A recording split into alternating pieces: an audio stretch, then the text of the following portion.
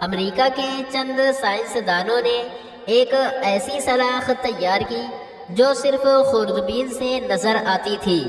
انہوں نے یہ سلاخ جاپان بھجوائی تاکہ وہاں کے ماہر اس کے بارے میں اپنی رائے دے سکیں۔ یہ سلاخ 2 ماہ بعد واپس آ گئی۔ جب امریکی ماہرین نے اس کا معائنہ کیا تو یہ دیکھ کر حیران رہ گئے کہ اس میں ایک سوراخ ہو چکا ہے۔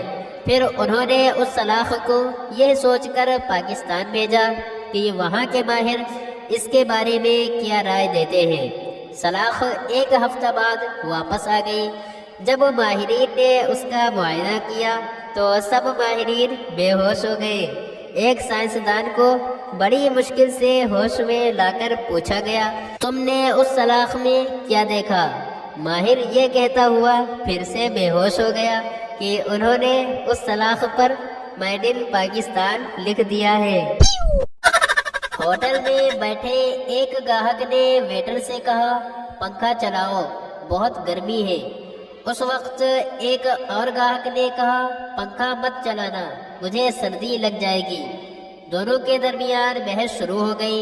ویٹر گھبرا کر مینیجر کے پاس گیا اور اسے صورتحال بتاتے ہوئے کہا، دونوں معزز گاہک ہیں، سمجھ میں نہیں آتا کہ میں کس کی بات مانوں اور کس کی بات نہ مانوں۔ مینیجر کہنے لگا، جس نے ابھی کھانا نہیں کھایا اس گاہک کی بات مان لو۔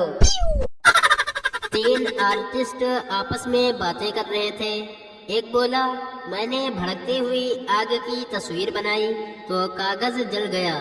دوسرا بولا، ایک دفعہ میں نے برف باری کی تصویر بنائی تو گلاس کا پانی جم گیا۔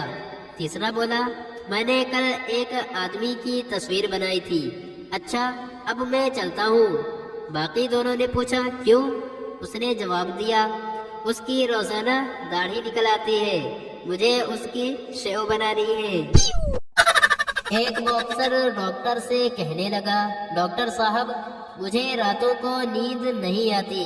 ڈاکٹر نے کہا، آپ گنتی گننے والا طریقہ استعمال کر کے دیکھیں۔ باکسر نے کہا، کیا تھا جناب، لیکن 9 تک گنتے ہی میں اچھل کر بستر سے اٹھ کھڑا ہوتا ہوں۔ ایک کنجوس امیر آدمی کے گھر کچھ مہمان آئے۔ کھانے کے وقت کنجوس میزبان نے ان سے پوچھا، آپ کیا کھائیں گے؟ مہمانوں نے کہا، جو آپ کھائیں گے وہی ہم کھائیں گے۔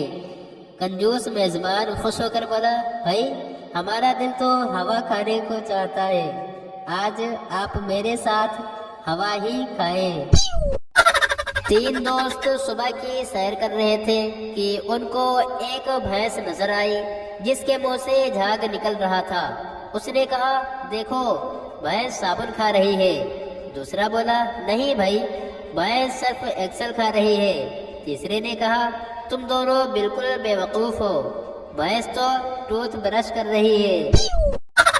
ایک سکھ صاحب صبح سویرے کوٹ پہن کر آفس جا رہے تھے کہ اچانک انہیں سڑک کے عین درمیان کیلے کا چھلکا پڑا نظر آیا۔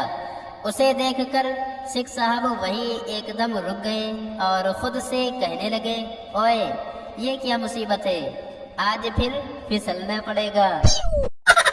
باپ بیٹے سے، امجد دیکھو میں تمہیں شریر لڑکوں کی صحبت سے دور رکھنا چاہتا ہوں۔ امجد بولا، ابا جان اسی لیے تو میں اسکول نہیں جاتا۔